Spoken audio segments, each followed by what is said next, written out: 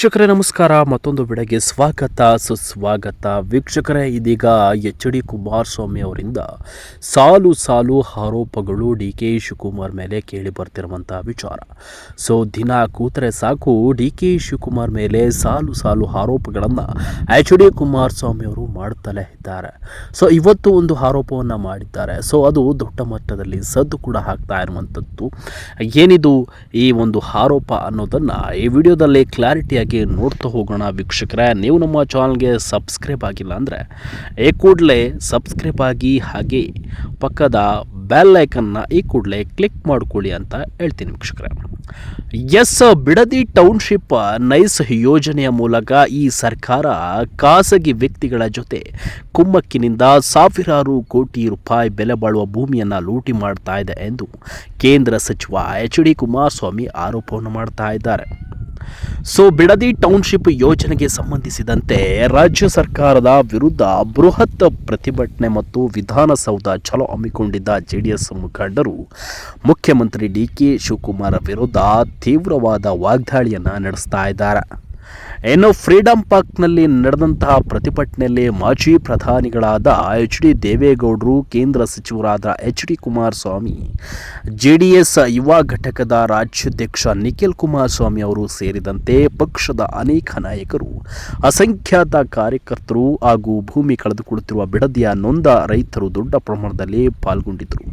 ವಿಶೇಷವಾಗಿ ಬಿಡದಿ ಹೋಬಳಿಯ ವಿವಿಧ ಹಳ್ಳಿಗಳಲ್ಲಿ ಫ್ರೀಡಂ ಪಾರ್ಕ್ಗೆ ಬಂದಿದ್ದ ಸಾವಿರಾರು ರೈತ ಮಹಿಳೆಯರು ಸರ್ಕಾರ ವಿರುದ್ಧ ದೊಡ್ಡ ಧ್ವನಿಯಲ್ಲಿ ಆಕ್ರೋಶವನ್ನು ವ್ಯಕ್ತಪಡಿಸ್ತಾ ಇದ್ದಾರೆ. ಈ ಸಂದರ್ಭದಲ್ಲಿ ರಾಜ್ಯ ಸರ್ಕಾರ ತೀವ್ರ ವಾಗ್ದಾಳಿ ನಡೆಸಿದಂತಹ ಸಚಿವ ಕುಮಾರಸ್ವಾಮಿ ಅವರು ಸರ್ಕಾರ ಬಂಡತನ ಪ್ರದರ್ಶನ ಮಾಡುತ್ತಾ ಇದೆ. ಬಿಡದಿ ಟೌನ್ಶಿಪ್ ಮತ್ತು ನೈಸ್ ಯೋಜನೆಯ ಮೂಲಕ ಈ ಸರ್ಕಾರ ಖಾಸಗಿ ವ್ಯಕ್ತಿಗಳ ಜೊತೆ ಕುಮ್ಮಕ್ನಿಂದ ಸಾವಿರಾರು ಕೋಟಿ ರೂಪಾಯಿ ಬೆಲೆ ಬಾಳುವ ಭೂಮಿಯನ್ನು ಲೂಟಿ ಮಾಡ್ತಾ ಇದೆ ಅಂತೇಳಿ ಆಕ್ರೋಶವನ್ನು ಹೊರಹಾಕಿ ಇವರ ಮೇಲೆ ದೂರಿದರು. ಕಾಂಗ್ರೆಸ್ ನಾಯಕರು ನಮಗೆ ಎರಡು ಪ್ರಶ್ನೆ ಮುಂದಿಟ್ಟಿದ್ದಾರೆ. ಬಿಡದಿ ಟೌನ್ಶಿಪ್ ಮತ್ತು ನೈಸ್ ಯೋಜನೆಯ ಪಿತಾಮಹರು ಕುಮಾರಸ್ವಾಮಿ ಮತ್ತು ದೇವೇಗೌಡರು ಎಂದು ಹೇಳ್ತಿದ್ದಾರೆ. ಆದರೆ ಈ ವೇದಿಕೆಯಿಂದ ಕಾಂಗ್ರೆಸ್ ನಾಯಕರಿಗೆ ನೇರ ಸವಾಲನ್ನು ಹಾಕ್ತೇನೆ ಅಂತ ಹೇಳಿ ಆಕ್ರೋಶಗೊಂಡಂಥ ಕುಮಾರಸ್ವಾಮಿ ಅವರು ಬಿಡದಿ ಟೌನ್ಶಿಪ್ ಯೋಜನೆ ಮತ್ತು ನೈಸ್ ಯೋಜನೆಗಳ ಬಗ್ಗೆ ಏನೇನು ಆಗಿದೆ, ಶುರುವಾಗಿದ್ದೆಲ್ಲಿ, ಈಗ ಬಂದು ನಿಂತಿರುವುದು ಎಲ್ಲಿ ಎಂಬ ಬಗ್ಗೆ ಕೂಲಂಕುಷವಾಗಿ ಚರ್ಚೆ ಮಾಡಲು ತಯಾರಿದ್ದೇನೆ. ಮೊನ್ನೆ ಫ್ರೀಡಂ ಪಾರ್ಕ್ ಹಬ್ಬ ಮಾಡಿದ್ರಲ್ಲ, ಅಲ್ಲಿಯೇ ಚರ್ಚೆ ಮಾಡೋಣ. ಚರ್ಚೆ ವಹಿಸುವವರು ಬಂದರೆ ನಾನು ಬರಲು ಸಿದ್ಧರಿದ್ದೇನೆ ಅಂತೇಳಿ ಸವಾಲನ್ನು ಹಾಕಿದ್ದಾರೆ ಎಚ್.ಡಿ. ಕುಮಾರಸ್ವಾಮಿ. ನೈಸ್ ಯೋಜನೆಯನ್ನು ನುಂಗಲು ಹೊರಟಿದ್ದಾರೆ ಮುಖ್ಯಮಂತ್ರಿಗಳು ಅಂತೇಳಿ ಇನ್ನೊಂದು ಪ್ರಶ್ನೆ. ಈ ಸರ್ಕಾರ ಎಲ್ಲವನ್ನು ಸರ್ವನಾಶ ಮಾಡ್ತಾ ಇದೆ. ನೈಸ್ ಭೂಮಿಯನ್ನು ನುಂಗಿದ್ದಾಯಿತು. ಈಗ ಬೇನಾಮಿ ಕಂಪನಿಗಳ ಸೃಷ್ಟಿ ಮಾಡಿಕೊಂಡು ಇಡೀ ಯೋಜನೆಯನ್ನೇ ಕಬಳಿಸಲು ಹೊರಟಿದ್ದೀರಿ. ಬಿಡದಿಯಲ್ಲಿ ಫಲವತ್ತಾದ ರೈತರ ಭೂಮಿಯನ್ನು ಕಸಿದುಕೊಳ್ಳಲು ಹೊರಟಿದ್ದೀರಿ. ಎರಡು ಯೋಜನೆಗಳನ್ನು ರಿಯಲ್ ಎಸ್ಟೇಟ್ ದಂಧೆಕೋರರಿಗೆ ಒತ್ತೆ ಇಡಲು ಹೊರಟಿದ್ದೀರಿ. ಜನರ ರಕ್ತ, ಬೆವರು, ಅವರ ಕಷ್ಟದ ಬೆಲೆ ನಿಮ್ಗೇನು ಗೊತ್ತು? ಪಾರಂಪರಿಕ ಕಟ್ಟಡ ಕುಮಾರ ಕೃಪಾ ಅತಿಥಿ ಗೃಹವನ್ನೇ ಸರ್ವನಾಶ ಮಾಡಿರುವಂಥ ನೀವು ಕೆಂಗಲ್ ಹನುಮಂತಯ್ಯನವರು ಕಟ್ಟಿದ ವಿಧಾನಸೌಧವನ್ನು ಹಾಳು ಮಾಡಲು ಹೊರಟುವರು. ನಿಮ್ಮಂಥವರಿಗೆ ರೈತರ ಕಷ್ಟ ಕಾರ್ಪಣ್ಯಗಳು ತಿಳಿಯುವುದಿಲ್ಲ ಎಂದೇಳು ಕುಮಾರಸ್ವಾಮಿ ಅವರು ದೊಡ್ಡ ಆಕ್ರೋಶದ ದೊಡ್ಡ ಧ್ವನಿಯಲ್ಲಿ ಏರು ಧ್ವನಿಯಲ್ಲಿ ಮಾತನಾಡಿದ್ದಾರೆ. ನಿಮಗೆ ನಾಚಿಕೆ ಆಗಬೇಕು. ಒಂದು ಕಡೆ ವಿಧಾನಸೌಧದ ಮೆಟ್ಟಿಲುಗಳಿಗೆ ಹಣೆ ಇಟ್ಟು ನಮಸ್ಕಾರ ಮಾಡ್ತೀರಿ, ಇನ್ನೊಂದು ಕಡೆ ಕೆಂಗಲ್ ಹನುಮಂತಯ್ಯ ಕಟ್ಟಿದ ವಿಧಾನಸೌಧಕ್ಕೆ ಧಕ್ಕೆ ಮಾಡ್ತಿದ್ದೀರಿ. ಮೊನ್ನೆ ವಿಧಾನಸಭೆ ಪ್ರವೇಶಕ್ಕೆ ಮೊದಲು ಅದರ ಹೊಸಲಿಗೂ ಹಣೆ ಇಟ್ಟು ನಮಸ್ಕಾರ ಮಾಡ್ತೀರಿ. ನೀವು ಹೇಗಿದ್ದವರು? ನಿಮ್ಮ ಹಣೆ ಬರಹ ಏನು? ನೀವು ಏನು ಮಾಡ್ತಿದ್ದೀರಿ ಎಂದು ಗೊತ್ತಿಲ್ಲದವರಿಗೆ ಇದೆಲ್ಲ ಆಶ್ಚರ್ಯ ಉಂಟು ಮಾಡಬಹುದು. ಆದರೆ ಹೊರಗು ಹೋಗುವ ಬಲ್ಲವರಿಗೆ ಇದು ಶತಮಾನದ ಸೂಚಿಕ ಎನಿಸ್ತಾ ಇರೋದು ಎಂದು ಕುಮಾರಸ್ವಾಮಿ ಅವರು ಟೀಕೆ ಪ್ರಹಾರಗಳನ್ನೇ ಮಾಡಿದ್ದಾರೆ.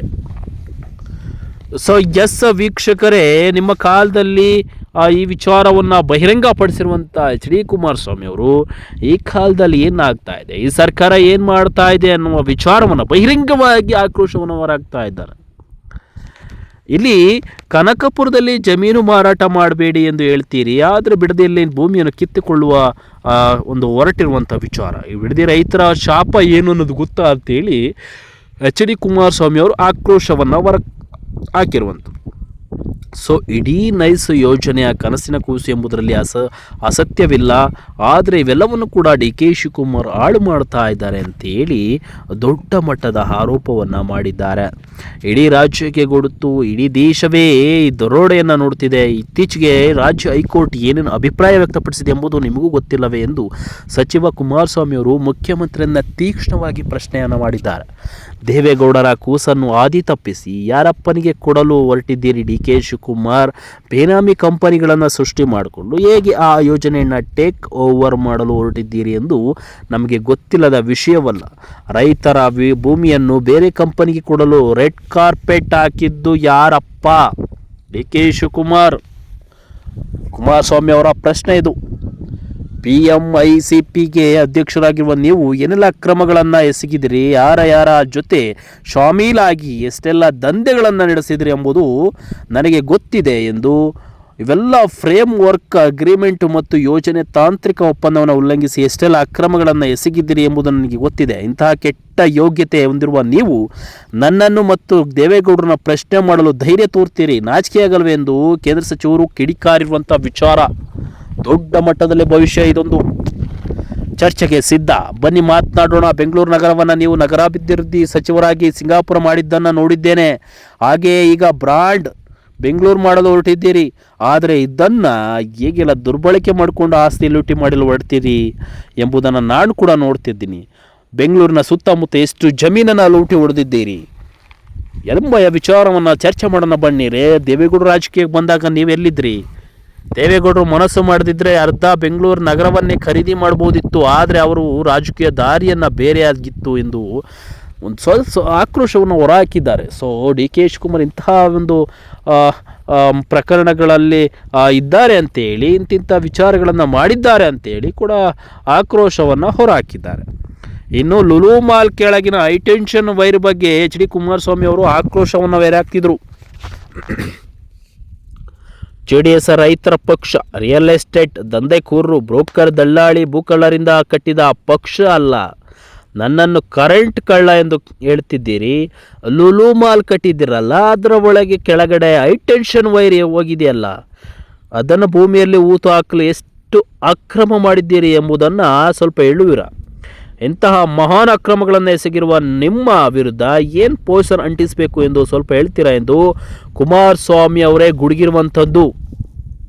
ಏನೋ ಪ್ರತಿಯೊಂದಕ್ಕೂ ನಾ ಮುಂದು ತಾ ಮುಂದು ಎಂದು ಹೇಳಿಕೊಂಡು ಪ್ರಿಯಾಂಕ ಖರ್ಗೆ, ಆಮೇಲೆ ಕೃಷ್ಣ ಬೈರೇಗೌಡರು ಈ ಬಗ್ಗೆ ಮಾತನಾಡದೆ ಮೌನ ವಹಿಸಿದ್ದಾರೆ. ಎಲ್ಲವನ್ನ ಕೂಡ ಪ್ರಶ್ನೆ ಹಾಕಿದ್ದಾರೆ. ಡಿ ಕೆ ಶಿವಕುಮಾರ್ ಆ ವಿರುದ್ಧವಾಗಿ ನಡೆದಂತಹ ಈ ಘಟನೆಗಳಿಗೆ ಆಕ್ರೋಶವನ್ನು HD ಕುಮಾರಸ್ವಾಮಿ ಅವರು ಹೊರ ಹಾಕಿರುವಂಥದ್ದು. ಸೊ ಮೊನ್ನೆ ಸದನದಲ್ಲಿ ಅತಿವಿನಯ ತೋರಿಕೊಂಡು ಭಾಷಣ ಮಾಡಿದ್ದನ್ನು ನೋಡಿದೆ. ದೇವೇಗೌಡರ ದೂರದೃಷ್ಟಿ, ಕುಮಾರಸ್ವಾಮಿ ದೂರದೃಷ್ಟಿ ಬಗ್ಗೆ ಉದ್ದುದ್ದ ಭಾಷಣ ಮಾಡಿದ್ದೀರಿ. ನಮ್ಮಿಬ್ಬರ ಕೆಲಸಗಳ ಬಗ್ಗೆ ಸದನದ ಒಳಗೆ ಹೇಳಿಕೆ ನೀಡಿದಿರಿ. ಆಗಿದ್ದರೂ ಹೊರಗೆ ನಿಂತು ಸಾಕ್ಷಿಗಳ ಬಗ್ಗೆ ಕೇಳ್ತೀರಿ. ನಿಮ್ಮ ಸಾಕ್ಷಿ ಗುಡ್ಡೆ ಕಾಣ್ತಿದೆಯಲ್ಲ, ನೈಸ್ ರಸ್ತೆಯಲ್ಲಿ ಬಿಡದೆ ಟೌನ್ಶಿಪ್ ಹೆಸರಿನಲ್ಲಿ ಇನ್ನೇನು ಅಕ್ರಮಗಳನ್ನು ಎಸಗ್ತೀರಿ ಎಂದು ಅವರು ಖಾರವಾಗಿ ಪ್ರಶ್ನೆಯನ್ನು ಮಾಡಿರುವಂಥದ್ದು. ಸೊ ನನ್ನ ಬಗ್ಗೆ ಸದನದಲ್ಲಿ ಒಳ್ಳೆಯದ ಮಾತಾಡ್ತೀರಿ, ಹೊರಗಡೆ ಬಂದ ಮೇಲೆ ಪ್ರಶ್ನೆ ಮಾಡ್ತೀರಿ, ಆರೋಪಗಳನ್ನ ಮಾಡಿದ್ದಾರೆ ಅಂತೇಳಿ ಸಾಕ್ಷಿಗಳನ್ನ ಕೊಡಿ ಅಂತ ಹೇಳ್ತೀರಿ. ಇವೆಲ್ಲವನ್ನು ಕೂಡ ಆಕ್ರೋಶ ಹೊರ ಹಾಕಿರುವಂಥದ್ದು. ಸೊ ಕಾಂಗ್ರೆಸ್ ನಾಯಕರಿಗೆ ಇವೆಲ್ಲ ವಿಚಾರವನ್ನು ಭಾಳ ಆಕ್ರೋಶದ ವಿಡಿಯೋ ಅಂತಲೇ ಹೇಳ್ಬೋದು ಇದು. ಕುಮಾರಸ್ವಾಮಿ ಅವ್ರದ್ದು ಲಾಟ್ರಿ ನಿಷೇಧ ಮಾಡಿದಾಗ ಚೆನ್ನೈನಿಂದ ಬಂದ ಸೂಟ್ ಕೇಸ್ ಸಮೇತ ಬಂದಿದ್ದ ಅವನಿಗೆ ಏನು ಹೇಳಿ ಕಳಿಸಿದೆ ಎಂಬುದನ್ನು ಕೇಳಿ ತಿಳಿದುಕೊಳ್ಳಿ. ನಿಮ್ಮ ಮುಖ್ಯಮಂತ್ರಿ ಮನೆ ಮುಂದೆ ಅರ್ಧರಾತ್ರಿ ಹೊತ್ತಿನಲ್ಲಿ ಎಂತೆಂಥ ಜನ ನಿಂತಿರ್ತಾರೆ ಎಂಬುದನ್ನು ನೋಡಿಕೊಳ್ಳಿ. ಬಿಡದಿ ಟೌನ್ಶಿಪ್ ವಿಚಾರದಲ್ಲಿ ನಿಮ್ಮ ಮುಖ್ಯಮಂತ್ರಿ ಏನು ಮಾಡಿದ್ದಾರೆ ಎಂಬುದನ್ನು ನೋಡಿ. ಈಗಲೂ ಟಾನ್ ರೆಸಾರ್ಟ್ಗೆ ಖರಾಬ್ ಭೂಮಿಗೆ 12 ಕೋಟಿ ಬೆಲೆ ನಿಗದಿ ಮಾಡಿದರು. ಇವೆಲ್ಲವನ್ನು ಕೂಡ ಆಕ್ರೋಶದಿಂದ HD ಕುಮಾರಸ್ವಾಮಿಯವರು ಬಹಿರಂಗವಾಗಿ ಅವರ ಒಂದೊಂದು ಆರೋಪಗಳನ್ನು ಮಾಡಿದ್ದಾರೆ. ಸೊ ಇದು ಯಾವುದು ಸತ್ಯ, ಯಾವುದು ಸುಳ್ಳು, ಇದು ನಿಜಕ್ಕೂ ಗೊತ್ತಾಗ್ತಾ ಇಲ್ಲ. ಅವರ ಆರೋಪ ಸಾಬೀತಾಗುತ್ತೋ, ಏನು ಹೇಳಿಕೆಯನ್ನು ಕೊಟ್ಟಿದ್ದಾರೆ ಅವೆಲ್ಲವೂ ಕೂಡ ಸತ್ಯ ಆಗ್ತಾವೋ ಕಾದು ನೋಡಬೇಕಿದೆ ವೀಕ್ಷಕರೇ. ಚೌಕಾಸಿ ಮಾಡಲು ನನ್ನನ್ನು ಹುಡುಕಿಕೊಂಡು ಸಿಂಗಾಪುರಕ್ಕೆ ಬಂದಿದ್ದ ಅಂತೇಳಿ ಕೂಡ ಎಲ್ಲವೂ ಕೂಡ ಕಳಿಸಿದ್ರು. ಈ ವಿಚಾರವನ್ನು ಬಂದ ಮಿನಿಸ್ಟರ್ ಡಿ ಕೆ ಶಿವಕುಮಾರ್ ಬಗ್ಗೆ ಸಚಿವರು ಆಕ್ರೋಶಭರಿತವಾದ ಪ್ರಶ್ನೆಗಳನ್ನು ಕೂಡ ಹಾಕಿದ್ದಾರೆ. ಸೊ ಬಿಡದೆ ವಿಚಾರ ಆಗಿರ್ಬೋದು, ಹಾಗೆ ಕೆಲವೊಂದಿಷ್ಟು ಅಕ್ರಮಗಳು ಇವೆಲ್ಲವನ್ನು ಕೂಡ ಪ್ರಶ್ನೆ ಹಾಕಿದ್ದಾರೆ. ಸೊ ಪ್ರಧಾನಿ ದೇವೇಗೌಡರು ಕುಟುಂಬ ಎಲ್ಲವೂ ಕೂಡ ಪ್ರತಿಭಟನೆಯಲ್ಲಿ ಭಾಗಿಯಾಗಿದ್ದರು. ಆದರೆ ಡಿ ಕೆ ಶಿವಕುಮಾರ್ ಮಾಡಿದಂಥ ಅಕ್ರಮಗಳನ್ನು ಕಡಿವಾಣ ಹಾಕಬೇಕು, ಟೌನ್ಶಿಪ್ನಲ್ಲಿ ರೈತರ ಜಮೀನನ್ನು ಕಬಳಿಸೋಕ್ಕೆ ಬಿಡಬಾರ್ದು ಅಂತೇಳಿ ದೊಡ್ಡ ದೊಡ್ಡ ಹೋರಾಟಗಳನ್ನು ಮಾಡ್ತಾ ಇದ್ದಾರೆ. ಡಿ ಕೆ ಶಿವಕುಮಾರ್ ಇದರ ಬಗ್ಗೆ ಏನು ಉತ್ತರ ಕೊಡ್ತಾರೆ ನೋಡೋಣ. ಅಲ್ಲಿವರೆಗೂ ನೋಡ್ತಾ ಇರಿ ಅಂತ ಹೇಳ್ತಾ ಈ ಒಂದು ವಿಡಿಯೋನ ಮುಗಿಸ್ತಾ ಇದ್ದೀನಿ ವೀಕ್ಷಕರೇ. Thank you.